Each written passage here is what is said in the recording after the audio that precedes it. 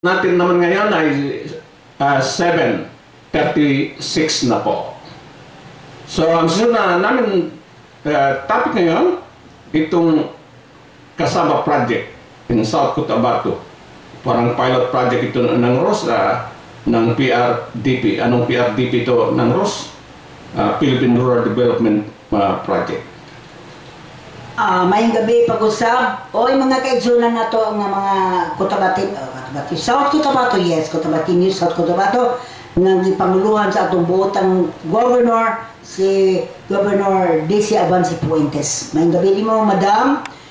Guwapo ka information nga ang atong gobyerno karon nakadawat og 39 or naay giplano nga 39.3 million pesos nga aid gyapon sa laing nasod para ning proyekto sa Kasaba. Kini bang kamuting kahoy.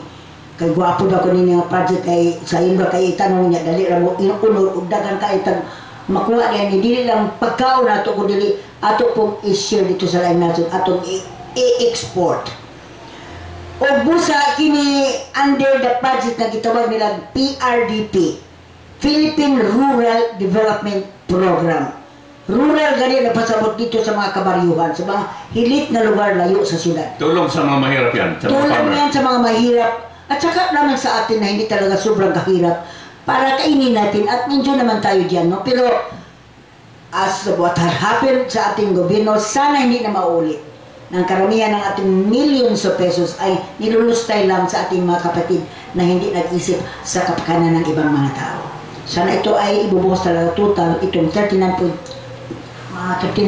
million pesos. Ma-implement din itong mga project ito. Dapat ma-implement din dito sa South Cotabato. Asahan natin na itong mga mag-implement ng project ay hindi mabigo yung mga tao. Let's have a break for a moment, brought to you by Socoteco 2.